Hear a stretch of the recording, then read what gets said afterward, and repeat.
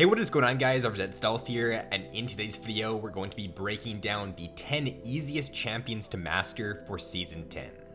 Now when I say easiest to master, these are going to be the champions that in my opinion are going to take you the least amount of time to be able to play them to their fullest potential. So these champions can be really good if you are looking to just get some quick elo. If you're looking to pick up a new champion and start having some success right away, then these are going to be 10 champions that you should look to pick up for Season 10.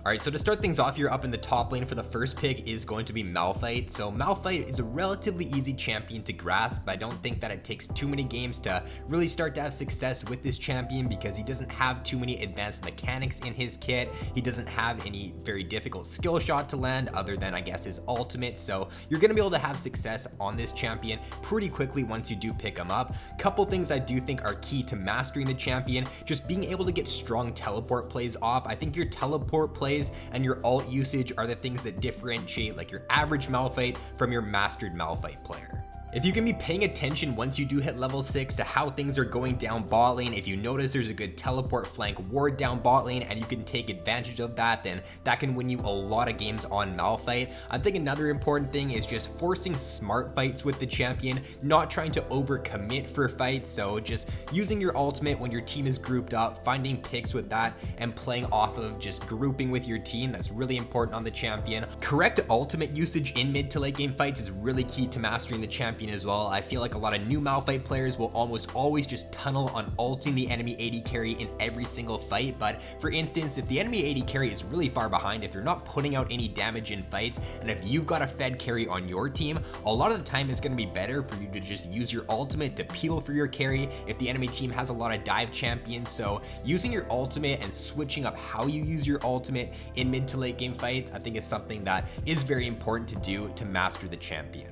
And then my second top laner here is going to be Garen. So Garen, very similar to Malphite, doesn't take a whole lot of time to get used to. He doesn't have too many advanced mechanics in his kit or anything. So I think a couple different things that are key to mastering Garen: maximizing your W value in mid to late game fights and just throughout the game. So if you're using your W like to block a ton of damage, you get that damage reduction there for a short amount of time. You also get the tenacity. So just making sure you're not wasting that in a fight, like before a fight even starts or something, and making sure that you're just maximizing its potential is really important on Garen. Finding good openings to enter fights is also really important for Garen because he is a champion that does not have a gap closer in his kit, so he can get kited pretty easily. If you're able to find those openings to where the enemy doesn't have a CC ability up anymore, or they've just used that on one of your teammates, and then you can look to just go for like a flash play on the back line and guarantee that you pick yourself up a kill, that's going to be really important for Garen, because if you just randomly look to engage in every fight and the enemy already has or still has their CC abilities up, then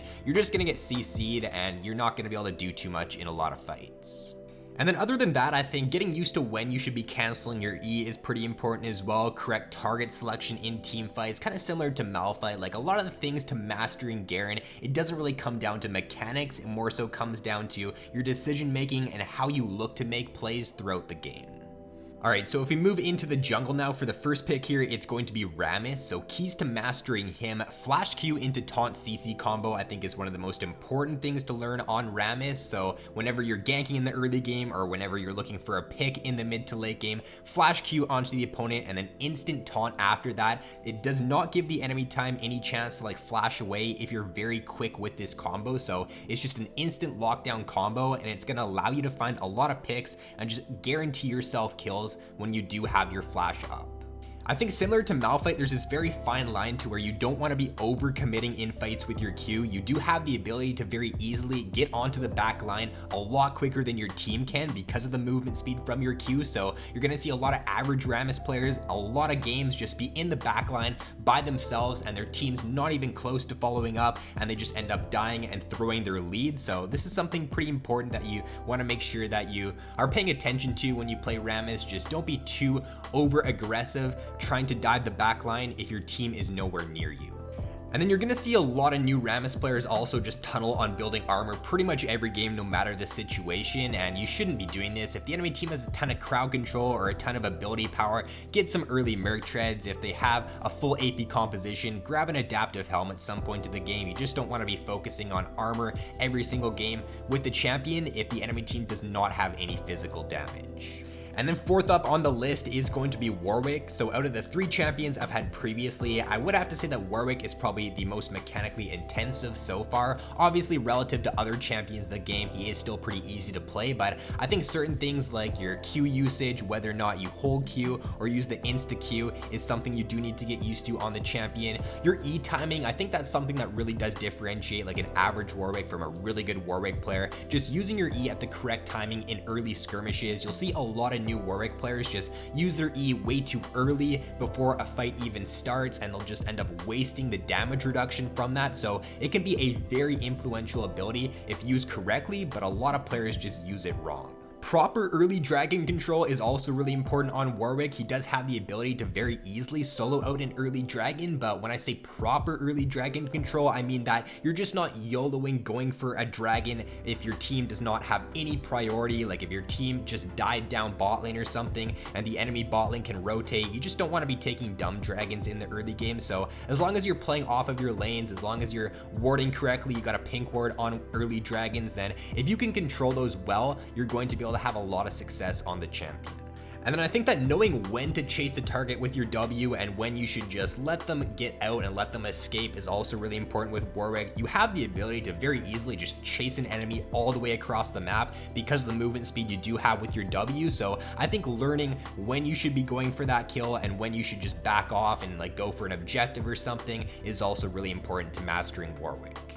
And then moving on to a couple mid lane picks now. First one is going to be Annie. So out of all the champions I've had previous on this list, I'd say Annie is probably the least controversial. I don't think you can really argue with this champion on this list here. There's still a couple of different things that definitely do differentiate like an average Annie though from a mastered Annie player. Your 3-stack hidden stun combo, if you don't know, what you can do with the champion is you can be sitting on 3 stacks of your stun, you can use your Q, and while your Q is mid-air, you can use your E and get the stun off on the opponent. So you can just hide your stun and use that in certain situations to surprise the opponent. Your flash stun Tibbers timings in team fights are also really important with the champion. If you can just find those when the enemies are grouped up, then that can single-handedly win you team fights with the champion. Annie does have one of the longest auto attack ranges in the game as well, so making sure you're weaving in auto attacks in the laning phase, or if you're up against especially a melee matchup, just making sure that you're autoing them and getting harassed off with the autos and not only your abilities in the laning phase is really important to mastering Annie. And then just having good vision control in the mid to late game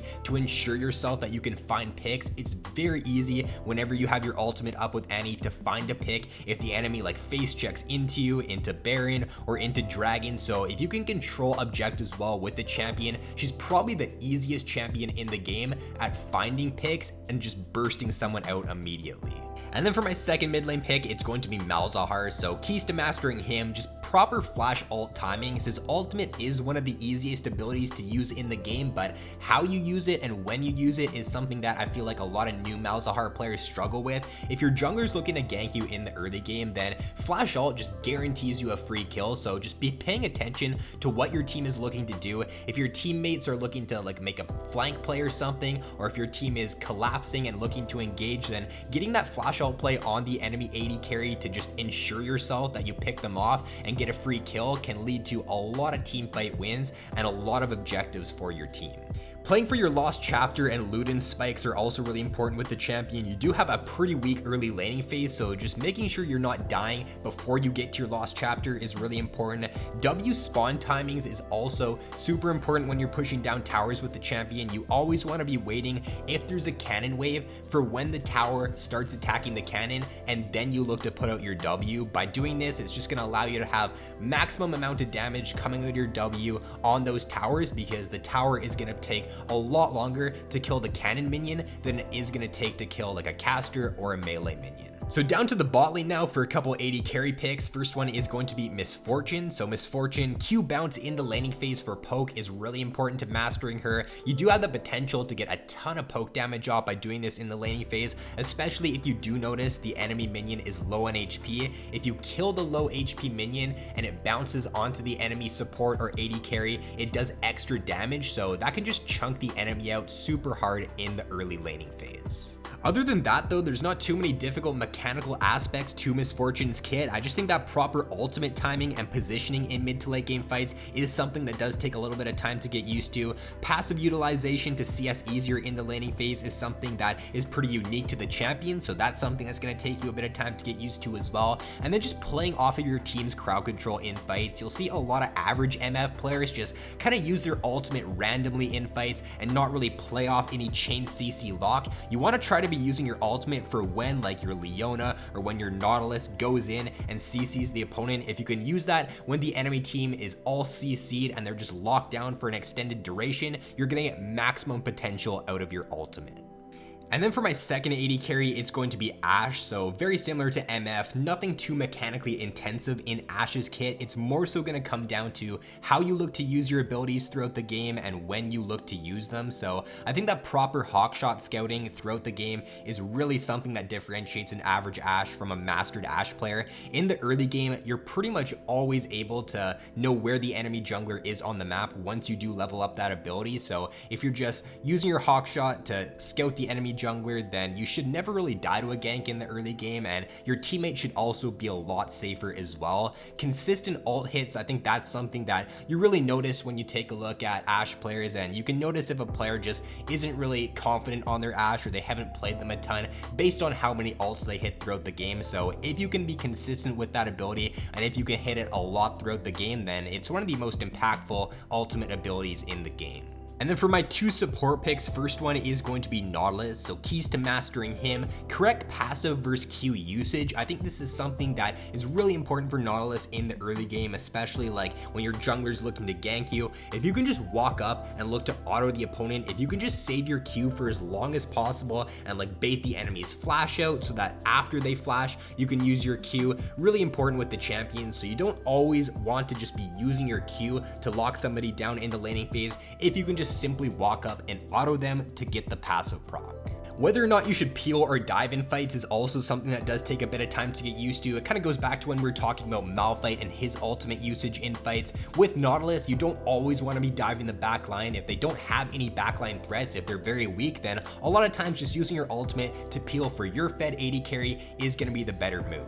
And then to round it out here for my final support pick, it is going to be Brand. So out of all the champions I've had on the list so far, Brand is probably going to be the most controversial one. You could argue for sure that there's other champions in the game that are easier to master than Brand down in the support role, but I think relative to most support picks, he is pretty easy to master. Keys to mastering the champion, QE quick stun combo. What you can do is you can use your Q with Brand, and when it's mid-air, you can use your E to get a really fast stun off on the opponent. So you can look to use this if you're looking for picks in the early game, or you can look to use this when skirmishing to really surprise the opponent. You can also look to use your Q flash combo to find picks as well. If you've got your W already on the opponent or you got your E on the opponent, then you can look to use this Q flash combo to get a really quick stun off on the opponent as well. Making sure you use your W in the lane when the enemy AD carry is going for CS is also really important. So the enemy AD carry is going to have to stand still for a slight second when they're looking to last hit a minion. So always be paying attention to when your minions get low. Watch for when the enemy AD carry is going for a last hit, and that's when you should be looking to use your W, because it's pretty much impossible to dodge if you're using it on those timings. So that's going to be all for the video, guys. Those were, in my opinion, the 10 champions that are the easiest to master. So if you're just looking for a champion to pick up and start having some success with them in solo queue right away, then these are going to be the 10 picks. With that being said though, guys, if you enjoyed the video, then be sure to drop a like and subscribe if you have yet to already. So thanks for watching, have an awesome day, and I will see you in my next video.